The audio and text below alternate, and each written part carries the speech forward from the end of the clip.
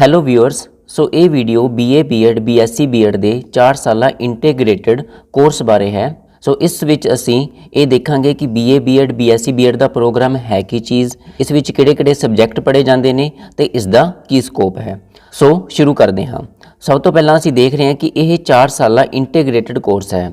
ਸੋ 4 ਸਾਲ ਦਾ ਮਤਲਬ ਇੱਥੇ ਕੀ ਹੈ ਕਿ ਨੋਰਮਲੀ ਜਦੋਂ ਆਪਾਂ BA ਜਾਂ BSc ਕਰਦੇ ਹਾਂ ਤੇ ਉਹ ਡਿਗਰੀ 3 ਸਾਲ ਦੀ ਹੁੰਦੀ ਹੈ, ਜਿਸ ਵਿੱਚ ਅਸੀਂ BA ਦੇ ਸਬਜੈਕਟ ਪੜ੍ਹਦੇ ਹਾਂ ਤੇ BSc ਵਿੱਚ ਅਸੀਂ BSc ਦੇ ਜੋ ਸਾਇੰਸ ਸਟਰੀਮ ਦੇ ਸਬਜੈਕਟ ਹੁੰਦੇ ਨੇ ਉਹ ਪੜ੍ਹਦੇ ਹਾਂ। ਸੋ BA ਜਾਂ BSc ਕਰਨ ਤੋਂ ਬਾਅਦ ਜਿਹੜੇ ਬੱਚੇ ਟੀਚਿੰਗ ਲਾਈਨ ਵਿੱਚ ਜਾਣਾ ਚਾਹੁੰਦੇ ਨੇ ਉਹਨਾਂ ਨੂੰ BEd ਕਰਨੀ ਪੈਂਦੀ ਹੈ, ਜੋ ਕਿ 2 ਸਾਲ ਦੀ ਹੁੰਦੀ ਹੈ। ਸੋ ਇਸ ਤਰ੍ਹਾਂ BSc ਜਾਂ BA ਦੇ ਵਿੱਚ ਉਹਨਾਂ ਦੇ 3 ਸਾਲ ਅਤੇ BEd ਦੇ ਵਿੱਚ ਉਹਨਾਂ ਦੇ 2 ਸਾਲ, ਟੋਟਲ 5 ਸਾਲ ਲੱਗ ਜਾਂਦੇ ਨੇ। ਪਰ ਜੋ BA BEd ਦਾ 4 ਸਾਲਾ ਇੰਟੀਗ੍ਰੇਟਿਡ ਕੋਰਸ ਹੈ ਉਸ ਵਿੱਚ ਦੋਨੋਂ ਹੀ ਪ੍ਰੋਗਰਾਮ BA ਦੇ ਅਤੇ BEd ਦੇ ਮਰਜ ਕਰ ਦਿੱਤੇ ਜਾਂਦੇ ਨੇ। ਸੋ ਇਸ ਤਰ੍ਹਾਂ ਬੱਚਿਆਂ ਦਾ 1 ਸਾਲ ਵੀ ਬਚ ਜਾਂਦਾ ਹੈ ਤੇ ਉਹਨਾਂ ਨੂੰ ਇਹ ਚੀਜ਼ ਵੀ ਕਲੀਅਰ ਹੁੰਦੀ ਹੈ ਕਿ ਉਹਨਾਂ ਨੇ ਆਪਣੀ ਡਿਗਰੀ ਕਰਕੇ ਟੀਚਿੰਗ ਲਾਈਨ ਵਿੱਚ ਹੀ ਜਾਣਾ ਹੈ। ਸੋ ਗੱਲ ਕਰੀਏ ਇੱਥੇ ਓਬਜੈਕਟਿਵ ਦੀ ਤੇ BA BEd ਜਾਂ BSc BEd ਦਾ ਓਬਜੈਕਟਿਵ ਜਾਂ ਉਦੇਸ਼ ਇਹੀ ਹੈ ਕਿ ਇੱਕ ਵਧੀਆ ਟੀਚਰ ਤਿਆਰ ਕਰਨਾ ਜੋ ਕਿ ਆਪਣੇ ਟੀਚਿੰਗ ਪ੍ਰੋਫੈਸ਼ਨ ਦੇ ਪ੍ਰਤੀ ਕਮਿਟਡ ਹੋਵੇ, ਸੋਸ਼ਲੀ ਅਵੇਅਰ ਹੋਵੇ ਅਤੇ ਕੰਸਰਨਡ ਹੋਵੇ। ਸੋ ਇਹ ਸਾਡੇ ਓਬਜੈਕਟਿਵ ਨੇ BA BEd ਜਾਂ BSc BEd ਕਰਨ ਦੇ। ਨਾਓ coming to the rules and regulation. ਸੋ ਜੋ BA BEd ਜਾਂ BSc BEd ਦਾ ਕੋਰਸ ਹੈ ਇਹ 4 ਸਾਲਾ ਇੰਟੀਗ੍ਰੇਟਿਡ ਕੋਰਸ ਹੈ। ਸੋ ਇਸ ਨੂੰ 4 ਸਾਲ ਦੇ ਵਿੱਚ ਕੰਪਲੀਟ ਕੀਤਾ ਜਾਂਦਾ ਹੈ, ਜਿਸ ਵਿੱਚ ਟੋਟਲ 8 ਸਮੈਸਟਰ ਆਉਂਦੇ ਨੇ। ਸੋ ਜੋ ਪਹਿਲਾ ਸਮੈਸਟਰ ਸਟਾਰਟ ਹੁੰਦਾ ਹੈ ਜਿਵੇਂ ਆਪਣਾ ਨੋਰਮਲ ਡਿਗਰੀ ਦੇ ਅੰਦਰ ਹੁੰਦਾ ਹੈ ਜੁਲਾਈ ਤੋਂ ਦਸੰਬਰ ਤੱਕ ਦਾ, ਇਸ ਵਿੱਚ ਵੀ ਉਵੇਂ ਹੀ ਸਟਾਰਟ ਹੁੰਦਾ ਹੈ ਅਤੇ ਦੂਸਰਾ ਸਮੈਸਟਰ ਜਨਵਰੀ ਤੋਂ ਮਈ ਦੇ ਵਿੱਚ ਹੁੰਦਾ ਹੈ। ਸੋ ਇਸ ਤਰ੍ਹਾਂ ਪਹਿਲਾ, ਦੂਸਰਾ, ਤੀਸਰਾ, ਚੌਥਾ ਤੇ ਅਪ ਟੂ 8 ਸਾਰੇ ਸਮੈਸਟਰ ਹੁੰਦੇ ਨੇ। ਸੋ ਅੱਗੇ ਆਪਾਂ ਦੇਖਦੇ ਹਾਂ ਕਿ ਇਸ ਵਿੱਚ ਕਿਹੜੇ-ਕਿਹੜੇ ਆਪਾਂ ਨੂੰ ਕੋਰਸਿਸ ਜਾਂ ਫਿਰ ਸਬਜੈਕਟ ਪੜ੍ਹਨੇ ਪੈਣਗੇ। ਸੋ BA BEd ਜਾਂ BSc BEd ਦੇ ਵਿੱਚ ਸਾਡੇ ਕੋਲ 2 ਪ੍ਰਕਾਰ ਦੇ ਸਬਜੈਕਟ ਨੇ।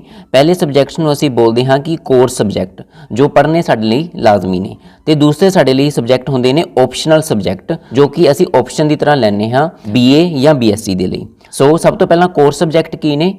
ਪੇਪਰ 1 ਤੇ ਪੇਪਰ 2। ਸੋ ਪੇਪਰ 1 ਐਜੂਕੇਸ਼ਨ ਦੇ ਨਾਲ ਰਿਲੇਟਡ ਹੈ, ਮਤਲਬ ਜੋ BEd ਦੇ ਵਿੱਚ ਪੜ੍ਹਿਆ ਜਾਵੇਗਾ, ਅਤੇ ਦੂਸਰਾ ਪੇਪਰ 2 ਵੀ ਐਜੂਕੇਸ਼ਨ ਦੇ ਨਾਲ ਹੀ ਰਿਲੇਟਡ ਹੈ, ਜੋ ਕਿ BEd ਦੇ ਅੰਡਰ ਹੀ ਆਉਂਦਾ ਹੈ। ਸੋ ਇਹ 2 ਕੰਪਲਸਰੀ ਪੇਪਰ ਨੇ ਜੋ ਅਸੀਂ ਹਰ ਸਮੈਸਟਰ ਦੇ ਵਿੱਚ ਵੱਖਰੇ-ਵੱਖਰੇ ਪੜ੍ਹਨੇ ਨੇ। ਪਹਿਲੇ ਸਮੈਸਟਰ ਵਿੱਚ ਵੀ 2 ਪੇਪਰ, ਦੂਸਰੇ ਵਿੱਚ ਵੀ 2, ਤੀਸਰੇ ਵਿੱਚ ਵੀ 2, ਚੌਥੇ, ਪੰਜਵੇਂ, 6ਵੇਂ। ਸੋ ਇਸ ਤਰ੍ਹਾਂ ਸਾਡੇ ਕੋਲ ਪਹਿਲੇ 6 ਸਮੈਸਟਰ ਦੇ ਵਿੱਚ ਅਸੀਂ 2-2 ਕੰਪਲਸਰੀ ਪੇਪਰ ਜੋ ਕਿ ਐਜੂਕੇਸ਼ਨ ਦੇ ਨਾਲ ਰਿਲੇਟਡ ਨੇ, BEd ਦੇ ਨਾਲ ਰਿਲੇਟਡ ਨੇ, ਉਹ ਪੜ੍ਹਨੇ ਨੇ। ਉਸ ਤੋਂ ਬਾਅਦ ਸਾਡੇ ਕੋਲ ਹੈ paper 3rd and paper 4th। So English the paper, general English the paper compulsory ਹੈ ਸਭ ਦੇ ਲਈ, ਅਤੇ ਪੰਜਾਬੀ ਦਾ ਪੇਪਰ ਵੀ ਕੰਪਲਸਰੀ ਹੈ ਸਭ ਦੇ ਲਈ।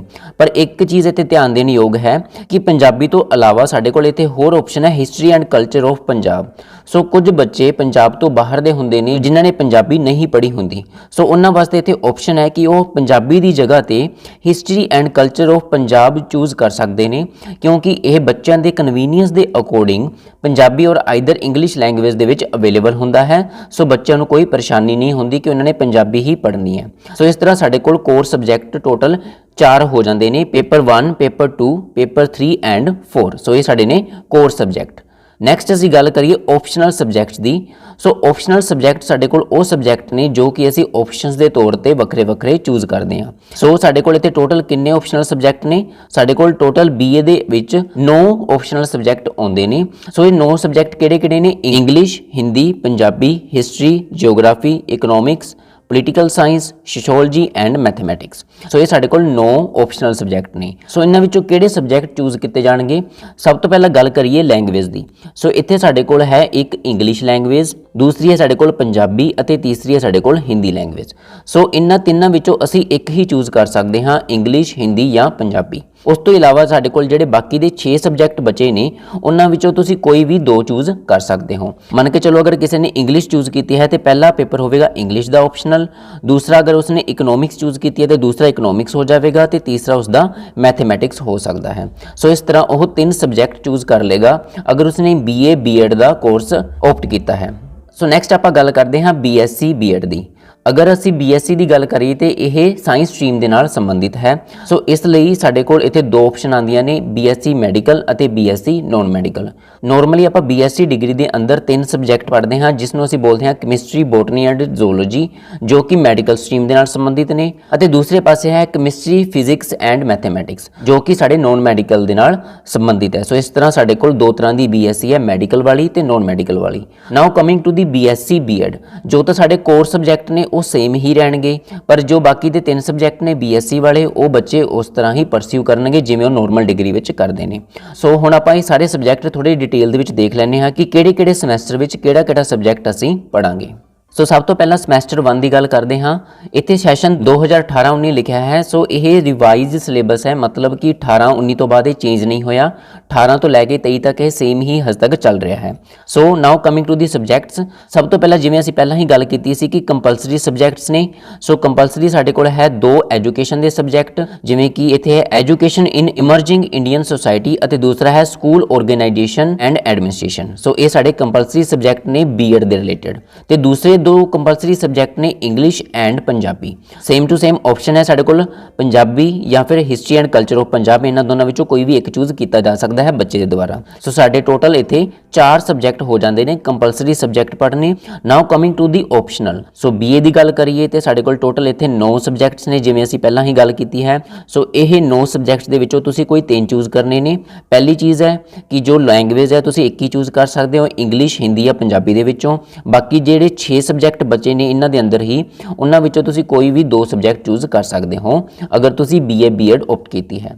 ਤੇ BSc B.Ed ਦੇ ਵਿੱਚ ਫਿਕਸ ਹੈ ਕਿ ਜਿਹੜੇ ਉੱਪਰਲੇ 4 ਨੇ ਸਾਡੇ ਕੋਲ ਉਹ ਤਾਂ ਅਸੀਂ ਪੜ੍ਹਨੇ ਹੀ ਪੜ੍ਹਨੇ ਨੇ ਪਹਿਲੇ ਸਮੈਸਟਰ ਦੇ ਅੰਦਰ, ਤੇ ਬਾਕੀ ਦੇ ਜਿਹੜੇ 3 ਨੇ ਉਹ ਨੇ ਕੈਮਿਸਟਰੀ, ਬੋਟਨੀ ਤੇ ਜ਼ੂਲੋਜੀ ਇਨ BSc ਮੈਡੀਕਲ, ਤੇ ਦੂਸਰੇ ਪਾਸੇ ਹੈ ਕੈਮਿਸਟਰੀ, ਫਿਜ਼ਿਕਸ ਤੇ ਮੈਥ ਇਨ BSc ਨੌਨ ਮੈਡੀਕਲ। ਸੋ ਟੋਟਲ ਸਾਡੇ ਕੋਲ ਇੱਥੇ 4 ਸਬਜੈਕਟ ਨੇ ਕੰਪਲਸਰੀ ਅਤੇ 3 ਸਬਜੈਕਟ ਨੇ ਆਪਸ਼ਨਲ।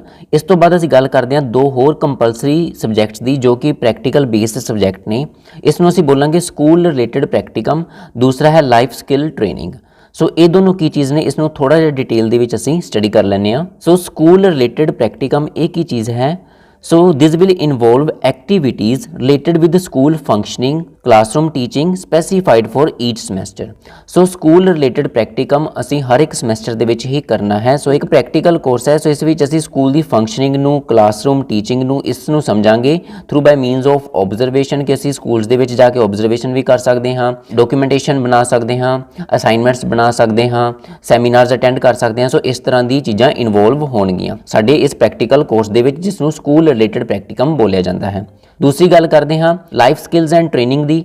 ਸੋ ਜਿਵੇਂ ਕਿ ਇੱਥੇ ਸਾਡੇ ਕੋਲ ਹੈ learning to know cognitive abilities. So cognitive abilities ਹੁੰਦੀਆਂ ਨੇ ਜੋ ਸਾਡੀ ਦਿਮਾਗੀ ਸਕਿੱਲਸ ਨੇ, ਠੀਕ ਹੈ, ਉਸ ਨੂੰ ਕੋਗਨੀਟਿਵ ਸਕਿੱਲਸ ਬੋਲਦੇ ਹਾਂ। ਸੋ ਕਿਵੇਂ ਡਿਸੀਜਨ ਬਣਾਇਆ ਜਾਂਦਾ ਹੈ, ਪ੍ਰੋਬਲਮ ਸੋਲਵ ਕਿਵੇਂ ਕੀਤੀਆਂ ਜਾਂਦੀਆਂ ਨੇ, ਕ੍ਰਿਟੀਕਲ ਥਿੰਕਿੰਗ ਕੀ ਹੁੰਦੀ ਹੈ, ਕ੍ਰੀਏਟਿਵ ਥਿੰਕਿੰਗ ਕੀ ਹੁੰਦੀ ਹੈ। ਸੋ ਇਹ ਸਾਰੀਆਂ ਚੀਜ਼ਾਂ ਦੀ ਅਸੀਂ ਸਟੱਡੀ ਕਰਦੇ ਹਾਂ। ਸੋ ਇਸ ਨੂੰ ਵੀ ਅਸੀਂ ਪ੍ਰੈਕਟੀਕਲ ਬੇਸਡ ਹੀ ਮੰਨ ਕੇ ਚੱਲਦੇ ਹਾਂ। Learning to be personal abilities, ਕਿ ਆਪਣੇ ਆਪ ਦੀ ਸ਼ਮਤਾ ਅਸੀਂ ਕਿੱਦਾਂ ਵਧਾ ਸਕਦੇ ਹਾਂ, ਆਪਣੇ ਦੇ ਖੁਦ ਤੇ ਕਿੱਦਾਂ ਕੰਟਰੋਲ ਕਰ ਸਕਦੇ ਹਾਂ, ਆਪਣੇ ਇਮੋਸ਼ਨਸ ਤੇ ਫੀਲਿੰਗਸ ਤੇ, ਤਾਂ ਕਿ ਅਸੀਂ ਵਧੀਆ ਟੀਚਰ ਬਣ ਸਕੀਏ। ਸੋ ਇਹ ਸਾਡੀ ਪਰਸਨਲ ਅਬਿਲਿਟੀਜ਼ ਦੇ ਵਿੱਚ ਆਉਂਦਾ ਹੈ। Learning to live together, interpersonal abilities ਬੋਲਦੇ ਹਾਂ ਜਿਸ ਨੂੰ, ਕਿ ਅਸੀਂ ਦੂਸਰਿਆਂ ਨਾਲ ਕਿਸ ਤਰ੍ਹਾਂ ਰਹਿਣਾ ਹੈ, ਕਿਸ ਤਰ੍ਹਾਂ ਵਿਚਰਨਾ ਹੈ, ਬੱਚਿਆਂ ਨਾਲ ਕਿਸ ਤਰ੍ਹਾਂ ਡੀਲ ਕਰਨਾ ਹੈ, ਕਿਸ ਨੂੰ ਕਿਸ ਤਰ੍ਹਾਂ ਸਮਝਣਾ ਹੈ। ਸੋ ਇਹ ਸਾਡੀ ਇੰਟਰਪਰਸਨਲ ਅਬਿਲਿਟੀ ਦੇ ਅੰਦਰ ਆਉਂਦਾ ਹੈ। ਲਾਸਟ ਹੈ ਸਾਡੇ ਕੋਲ ਪ੍ਰੈਕਟੀਕਲ ਸਕਿੱਲਸ ਨੇ, ਕਿ ਸਾਰੇ ਟੂਲਸ ਅਸੀਂ ਜੋ ਸਕੂਲ ਦੇ ਵਿੱਚ ਵਰਤਨੇ ਨੇ, ਬੱਚਿਆਂ ਦੇ ਨਾਲ ਵਰਤਨੇ ਨੇ, ਉਹ ਕਿਸ ਤਰ੍ਹਾਂ ਯੂਜ਼ ਕਰਨੇ ਨੇ। ਸੋ ਇਹ ਸਾਰੀਆਂ ਸਾਡੀਆਂ ਅਬਿਲਿਟੀਜ਼ ਨੇ ਜਿਸ ਦੀ ਅਸੀਂ ਟ੍ਰੇਨਿੰਗ ਕਰਦੇ ਹਾਂ। ਸੋ ਇਹ ਵੀ ਇੱਕ ਕੰਪਲਸਰੀ ਸਬਜੈਕਟ ਮੰਨਿਆ ਜਾਂਦਾ ਹੈ ਹਰ ਇੱਕ ਸਮੈਸਟਰ ਦੇ ਅੰਦਰ। ਸੋ ਇੱਥੇ ਸਾਡੇ ਕੋਲ ਹੈ this will involve training in 2 life skills in each semester. So ਹਰ ਇੱਕ ਸਮੈਸਟਰ ਦੇ ਅੰਦਰ ਅਸੀਂ ਕੋਈ ਨਾ ਕੋਈ 2 ਸਕਿੱਲਸ ਨੂੰ ਜ਼ਰੂਰ ਸਟੱਡੀ ਕਰਾਂਗੇ। ਸੋ 2 ਸਕਿੱਲਸ ਕੋਈ ਵੀ ਹੋ ਸਕਦੀਆਂ ਨੇ, ਕੋਗਨੀਟਿਵ ਅਬਿਲਿਟੀਜ਼ ਦੇ ਅੰਦਰ ਵੀ ਆ ਸਕਦੀਆਂ ਨੇ, ਪਰਸਨਲ ਅਬਿਲਿਟੀਜ਼ ਦੇ ਅੰਦਰ ਵੀ ਆ ਸਕਦੀਆਂ ਨੇ, ਇੰਟਰਪਰਸਨਲ ਅਬਿਲਿਟੀਜ਼ ਦੇ ਅੰਦਰ ਵੀ ਆ ਸਕਦੀਆਂ ਨੇ। ਸੋ ਇਸ ਤਰ੍ਹਾਂ ਸਾਡਾ ਇੱਕ ਸਮੈਸਟਰ ਕੰਪਲੀਟ ਹੁੰਦਾ ਹੈ ਜਿਸ ਵਿੱਚ 4 ਕੰਪਲਸਰੀ ਸਬਜੈਕਟ ਨੇ, 3 ਸਾਡੇ ਕੋਲ ਆਪਸ਼ਨਲ ਸਬਜੈਕਟ ਨੇ ਅਤੇ ਬਾਕੀ 2 ਸਾਡੇ ਕੋਲ ਪ੍ਰੈਕਟੀਕਲ ਬੇਸਡ ਕੰਪਲਸਰੀ ਸਬਜੈਕਟ ਨੇ। ਪਹਿਲਾ ਹੈ ਸਕੂਲ ਰਿਲੇਟਡ ਪ੍ਰੈਕਟੀਕਮ, ਦੂਸਰਾ ਹੈ ਲਾਈਫ ਸਕਿੱਲਸ ਐਂਡ ਟ੍ਰੇਨਿੰਗ। ਸੋ ਇਸ ਤਰ੍ਹਾਂ ਸਾਡਾ ਪਹਿਲਾ ਸਮੈਸਟਰ ਕੰਪਲੀਟ ਹੁੰਦਾ ਹੈ। ਨਾਓ coming to the second semester. ਸੋ ਸਾਡੇ ਸਾਰੇ ਸਮੈਸਟਰ ਇਸ ਤਰ੍ਹਾਂ ਹੀ ਚੱਲਣਗੇ ਅਪ ਟੂ 6 ਸਮੈਸਟਰ, ਕਿ ਅਸੀਂ 2 ਸਬਜੈਕਟ ਪੜ੍ਹਨੇ ਨੇ B.Ed ਦੇ ਨਾਲ ਰਿਲੇਟਡ, ਤੇ ਬਾਕੀ 2 ਕੰਪਲਸਰੀ ਸਬਜੈਕਟ ਨੇ ਇੰਗਲਿਸ਼ ਜਾਂ ਫਿਰ ਪੰਜਾਬੀ ਔਰ history and culture of Punjab ਦਾ। ਬਾਕੀ 3 ਸਬਜੈਕਟ ਸਾਡੇ ਆਪਸ਼ਨਲ ਹੋਣਗੇ, ਉਹਨਾਂ 9 ਦੇ ਵਿੱਚੋਂ ਹੀ ਜੋ ਅਸੀਂ ਪਹਿਲੇ ਸਮੈਸਟਰ ਵਿੱਚ ਚੂਜ਼ ਕੀਤੇ ਸੀ। ਬਾਕੀ ਫਿਰ ਸਾਡੇ 2 ਕੰਪਲਸਰੀ ਆਗੇ, ਸਕੂਲ ਰਿਲੇਟਡ ਪ੍ਰੈਕਟੀਕਮ ਤੇ ਲਾਈਫ ਸਕਿੱਲ ਟ੍ਰੇਨਿੰਗ, ਜੋ ਅਸੀਂ ਹਰ ਸਮੈਸਟਰ ਦੇ ਵਿੱਚ ਕਰਦੇ ਹੀ ਜਾਵਾਂਗੇ। ਸੋ ਇਸ ਤਰ੍ਹਾਂ ਸਾਡਾ ਇਹ 3rd ਸਮੈਸਟਰ ਸ਼ੁਰੂ ਹੁੰਦਾ ਹੈ ਜੋ ਕਿ ਸੇਮ ਟੂ ਸੇਮ ਹੀ ਚੱਲੇਗਾ। ਦੈਨ ਸਾਡਾ 4th ਸਮੈਸਟਰ ਸ਼ੁਰੂ ਹੁੰਦਾ ਹੈ। ਸੋ ਇਸ ਵਿੱਚ ਵੀ ਉਹੀ 2 ਕੰਪਲਸਰੀ ਸਬਜੈਕਟ ਬੀਐਡ ਦੇ ਨਾਲ ਰਿਲੇਟਡ। ਸੋ ਨੈਕਸਟ ਸਾਡੇ ਕੋਲ ਨੇ ਇੱਥੇ 3 ਕੰਪਲਸਰੀ ਪ੍ਰੈਕਟੀਕਲ ਬੇਸਡ ਸਬਜੈਕਟ। ਜੋ ਸਾਡਾ ਸਕੂਲ ਰਿਲੇਟਡ ਪ੍ਰੈਕਟੀਕਮ ਹੈ ਉਹ ਵੀ ਸੇਮ ਹੈ, ਲਾਈਫ ਸਕਿੱਲ ਐਂਡ ਟ੍ਰੇਨਿੰਗ ਉਹ ਵੀ ਸੇਮ ਹੈ, ਪਰ ਇੱਕ ਚੀਜ਼ ਦੇ ਵਿੱਚ ਐਡ ਕੀਤੀ ਗਈ ਹੈ ਪ੍ਰੀ ਇੰਟਰਨਸ਼ਿਪ ਪ੍ਰੋਗਰਾਮ। ਸੋ ਇਸ ਵਿੱਚ ਇਹ ਹੋਵੇਗਾ ਕਿ ਔਨ ਫੀਲਡ ਮਤਲਬ ਸਕੂਲ ਦੇ ਵਿੱਚ ਜਾ ਕੇ ਬੱਚੇ ਉਸ ਸਕੂਲ ਦੀ ਕਾਰਗੁਜ਼ਾਰੀ ਨੂੰ ਓਬਜ਼ਰਵ ਕਰਨਗੇ ਕਿ ਉੱਥੇ ਬੱਚਿਆਂ ਨੂੰ ਕਿਸ ਤਰ੍ਹਾਂ ਪੜ੍ਹਾਇਆ ਜਾਂਦਾ ਹੈ ਤੇ ਬੱਚੇ ਕਿਹੜੀਆਂ-ਕਿਹੜੀਆਂ ਸਕਿੱਲ ਸਿੱਖਦੇ ਨੇ। ਸੋ ਉਸ ਦੀ ਉਹ ਅਸਾਈਨਮੈਂਟ ਬਣਾ ਸਕਦੇ ਨੇ, ਰਿਪੋਰਟ ਤਿਆਰ ਕਰ ਸਕਦੇ ਨੇ, ਜਿਵੇਂ ਕਿ ਉਹਨਾਂ ਨੂੰ ਕਿਹਾ ਜਾਵੇਗਾ ਕਾਲਜ ਦੇ ਅੰਦਰ। ਸੋ ਇਸ ਤਰ੍ਹਾਂ ਸਾਡੇ ਕੋਲ ਇੱਥੇ 3 ਪ੍ਰੈਕਟੀਕਲ ਬੇਸਡ ਕੰਪਲਸਰੀ ਸਬਜੈਕਟ ਹੋ ਜਾਣਗੇ। ਕਲੀਅਰ। ਸੋ ਇਹ ਸਾਡਾ 4th ਸਮੈਸਟਰ ਕੰਪਲੀਟ ਹੁੰਦਾ ਹੈ। ਦੈਨ ਸਾਡੇ ਕੋਲ ਜੋ 5th ਸਮੈਸਟਰ ਹੈ ਉਹ ਵੀ ਸੇਮ ਟੂ ਸੇਮ ਕੰਪਲਸਰੀ ਤੇ ਆਪਸ਼ਨਲ ਸਬਜੈਕਟਸ ਦੇ ਨਾਲ ਹੈ। ਦੈਨ ਸਾਡੇ ਕੋਲ ਜੋ ਨੈਕਸਟ 6th ਸਮੈਸਟਰ ਸ਼ੁਰੂ ਹੁੰਦਾ ਹੈ ਉਹ ਵੀ ਸਾਡਾ ਸੇਮ ਟੂ ਸੇਮ ਹੀ ਚੱਲੇਗਾ। ਇਹਦੇ ਵਿੱਚ ਵੀ ਆਪਣੇ ਕੋਲ ਇੱਕ ਪ੍ਰੀ ਇੰਟਰਨਸ਼ਿਪ ਪ੍ਰੋਗਰਾਮ ਆ ਜਾਵੇਗਾ ਜੋ ਕਿ ਇਨ ਫੀਲਡ ਹੋਵੇਗਾ, ਮਤਲਬ ਸਕੂਲ ਦੇ ਅੰਦਰ ਹੋਵੇਗਾ। ਸੋ ਸਕੂਲ ਦੇ ਵਿੱਚ ਥੋੜ੍ਹੇ ਦਿਨ ਜਾਇਆ ਜਾਂਦਾ ਹੈ ਤੇ ਉੱਥੋਂ ਦੀ ਜੋ ਕਾਰਗੁਜ਼ਾਰੀ ਹੈ, ਉੱਥੋਂ ਦੀ ਜੋ ਟੀਚਿੰਗ ਹੈ, ਸਕਿੱਲਸ ਨੇ, ਉਹਨਾਂ ਨੂੰ ਸਮਝਿਆ ਜਾਂਦਾ ਹੈ। ਸੋ ਇਸ ਤਰ੍ਹਾਂ ਸਾਡੇ ਪਹਿਲੇ 6 ਸਮੈਸਟਰ ਪੂਰੇ ਹੋ ਜਾਂਦੇ ਨੇ। ਨਾਓ coming to the 7th and 8th semester which is most important of the BA BEd ਜਾਂ BSc BEd ਪ੍ਰੋਗਰਾਮ। ਸੋ ਸਾਡਾ ਜੋ 7ਵਾਂ ਸਮੈਸਟਰ ਹੈ ਉਹ ਸ਼ੁਰੂ ਕਰਦੇ ਹਾਂ। ਸੋ 7ਵੇਂ ਸਮੈਸਟਰ ਦੇ ਵਿੱਚ ਹੁਣ ਸਾਡੇ ਜਿੰਨੇ ਵੀ ਸਬਜੈਕਟ ਨੇ ਉਹ BEd ਦੇ ਰਿਲੇਟਡ ਹੀ ਹੋਣਗੇ। ਸੋ ਪਹਿਲੇ 5 ਸਬਜੈਕਟ ਸਾਡੇ ਕੋਲ ਇੱਥੇ ਕੰਪਲਸਰੀ ਸਬਜੈਕਟ ਹੋਣਗੇ ਜੋ ਸਾਡੇ ਲਈ ਪੜ੍ਹਨੇ ਲਾਜ਼ਮੀ ਹਨ। ਇਸ ਤੋਂ ਬਾਅਦ ਜੋ ਸਾਡੇ ਕੋਲ ਸਬਜੈਕਟ ਹੋਣਗੇ ਉਹ ਆਪਸ਼ਨਸ ਦੇ ਨਾਲ ਹੋਣਗੇ। ਸੋ ਇਸ ਨੂੰ ਸਮਝ ਲੈਂਦੇ ਹਾਂ ਕਿ ਆਪਸ਼ਨ ਕਿਸ ਤਰ੍ਹਾਂ ਹੈ। ਸਭ ਤੋਂ ਪਹਿਲਾਂ ਟੀਚਿੰਗ ਸਬਜੈਕਟ। ਇੱਥੇ ਸਾਡੇ ਕੋਲ ਲੈਂਗੁਏਜ ਦੇ ਸਬਜੈਕਟਸ ਨੇ। ਸੋ ਲੈਂਗੁਏਜ ਕਿਹੜੀ ਹੈ? English, Hindi and Punjabi. So ਅਗਰ ਤੁਸੀਂ ਪਹਿਲੇ 6 ਸਮੈਸਟਰ ਦੇ ਵਿੱਚ ਇੰਗਲਿਸ਼ ਓਪਟ ਕੀਤੀ ਸੀ ਤੇ ਤੁਸੀਂ ਟੀਚਿੰਗ ਆਫ ਇੰਗਲਿਸ਼ ਪੜ੍ਹੋਗੇ। ਅਗਰ ਤੁਸੀਂ ਹਿੰਦੀ ਓਪਟ ਕੀਤੀ ਸੀ ਤੇ ਟੀਚਿੰਗ ਆਫ ਹਿੰਦੀ ਪੜ੍ਹੋਗੇ। ਅਗਰ ਤੁਸੀਂ ਪੰਜਾਬੀ ਓਪਟ ਕੀਤੀ ਸੀ ਤਾਂ ਤੁਸੀਂ ਟੀਚਿੰਗ ਆਫ ਪੰਜਾਬੀ ਨੂੰ ਪੜ੍ਹੋਗੇ। ਸੋ ਸਾਡੇ ਕੋਲ ਇੱਥੇ ਆਪਸ਼ਨ ਹੈ ਕਿ ਤੁਸੀਂ ਤਿੰਨਾਂ ਦੇ ਵਿੱਚੋਂ ਕੋਈ ਵੀ ਇੱਕ ਸਬਜੈਕਟ ਚੂਜ਼ ਕਰਨਾ ਹੈ। Clear. Now coming to the second subject. ਸੋ ਜੋ ਸਾਡਾ ਸੈਕਿੰਡ ਸਬਜੈਕਟ ਹੈ ਉਹ ਅਸੀਂ ਇਹਨਾਂ ਸਾਰਿਆਂ ਦੇ ਵਿੱਚੋਂ ਕੋਈ ਵੀ ਇੱਕ ਚੂਜ਼ ਕਰਨਾ ਹੈ।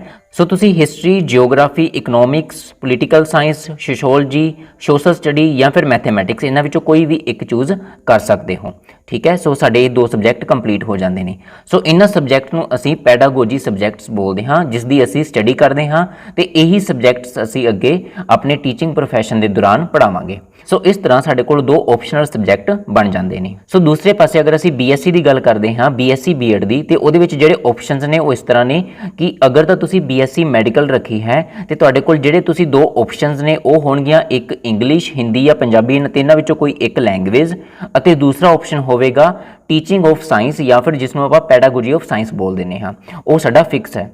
ਅਗਰ ਤੁਹਾਡੇ ਕੋਲ BSc BEd ਨੋਨ ਮੈਡੀਕਲ ਦੇ ਨਾਲ ਸੀ ਤੇ ਤੁਹਾਡੇ ਕੋਲ ਜਿਹੜੇ 2 ਸਬਜੈਕਟ ਹੋਣਗੇ ਪੈਡਾਗੋਜੀ ਦੇ ਅੰਦਰ, ਉਹ ਇੱਕ ਹੋਵੇਗਾ ਪੈਡਾਗੋਜੀ ਆਫ ਸਾਇੰਸ ਅਤੇ ਦੂਸਰਾ ਹੋਵੇਗਾ ਪੈਡਾਗੋਜੀ ਆਫ ਮੈਥਮੈਟਿਕਸ, ਜਾਂ ਫਿਰ ਤੁਸੀਂ ਲੈਂਗੁਏਜ ਵੀ ਚੂਜ਼ ਕਰ ਸਕਦੇ ਹੋ। ਸੋ ਤੁਹਾਡੇ ਕੋਲ ਇਹ 2 ਆਪਸ਼ਨਸ ਹੋਣਗੇ BSc BEd ਦੇ ਅੰਦਰ। ਸੋ ਇਸ ਤਰ੍ਹਾਂ ਸਾਡਾ 7th ਸਮੈਸਟਰ ਪੂਰਾ ਹੁੰਦਾ ਹੈ।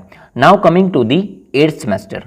ਸੋ ਸਾਡਾ 8ਵਾਂ ਸਮੈਸਟਰ ਟੋਟਲੀ ਇੰਟਰਨਸ਼ਿਪ ਬੇਸਡ ਹੈ, ਮਤਲਬ ਕਿ ਜੋ ਅਸੀਂ TP ਜਾਂ ਟੀਚਿੰਗ ਪ੍ਰੈਕਟਿਸ ਲਗਾਉਂਦੇ ਹਾਂ ਇਨ ਦਾ ਸਕੂਲ, ਉਹ ਸਿਰਫ ਉੱਥੇ ਹੀ ਹੋਵੇਗਾ। ਸੋ 8ਵੇਂ ਸਮੈਸਟਰ ਦੇ ਅੰਦਰ ਜੋ ਅਸੀਂ ਚੀਜ਼ਾਂ ਪੜ੍ਹਨੀਆਂ ਨੇ ਉਹ ਸਾਰੇ ਕੋਲ ਸਬਜੈਕਟ ਟਾਈਟਲ ਦੇ ਅੰਡਰ ਦਿੱਤੀਆਂ ਗਈਆਂ ਨੇ, document analysis, SWOT analysis and all these which are given in these subject titles। ਸੋ ਇਹ ਸਾਡਾ ਟੋਟਲੀ ਟੀਚਿੰਗ ਪ੍ਰੈਕਟਿਸ ਬੇਸਡ ਹੈ, ਮਤਲਬ ਅਸੀਂ ਇਹਦੇ ਵਿੱਚ ਫਾਈਲਸ ਤਿਆਰ ਕਰਦੇ ਹਾਂ ਜਿਸ ਨੂੰ ਅਸੀਂ ਲੈਸਨ ਪਲਾਨਸ ਜਾਂ ਯੂਨਿਟ ਪਲਾਨਸ ਬੋਲਦੇ ਹਾਂ। ਸੋ ਅਸੀਂ ਪਹਿਲਾਂ ਲੈਸਨ ਪਲਾਨ ਬਣਾਵਾਂਗੇ ਜੋ ਅਸੀਂ ਰੋਜ਼ ਸਕੂਲ ਦੇ ਅੰਦਰ ਪੜ੍ਹਾਉਣਾ ਹੈ ਕਿ ਅਸੀਂ ਅੱਜ ਕੀ ਪੜ੍ਹਾਉਣਾ ਹੈ। ਸੋ ਅਸੀਂ ਆਬਜ਼ਰਵੇਸ਼ਨ ਕਰਾਂਗੇ ਦੂਸਰੇ ਬੱਚਿਆਂ ਦੀਆਂ, ਜਿਸ ਬੱਚੇ ਨੂੰ ਅਸੀਂ ਪੜ੍ਹਾ ਰਹੇ ਹਾਂ ਉਹਨਾਂ ਦੀ ਆਬਜ਼ਰਵੇਸ਼ਨ ਕਰਾਂਗੇ, ਸਾਡੇ ਸੁਪਰਵਾਈਜ਼ਡ ਟੀਚਰ ਸਾਡੀ ਆਬਜ਼ਰਵੇਸ਼ਨ ਕਰਨਗੇ। ਸੋ ਇਸ ਤਰ੍ਹਾਂ ਅਸੀਂ ਇੱਕ ਪੂਰਾ ਸਮੈਸਟਰ ਸਕੂਲ ਦੇ ਅੰਦਰ ਹੀ ਕੱਢਾਂਗੇ। ਕਲੀਅਰ।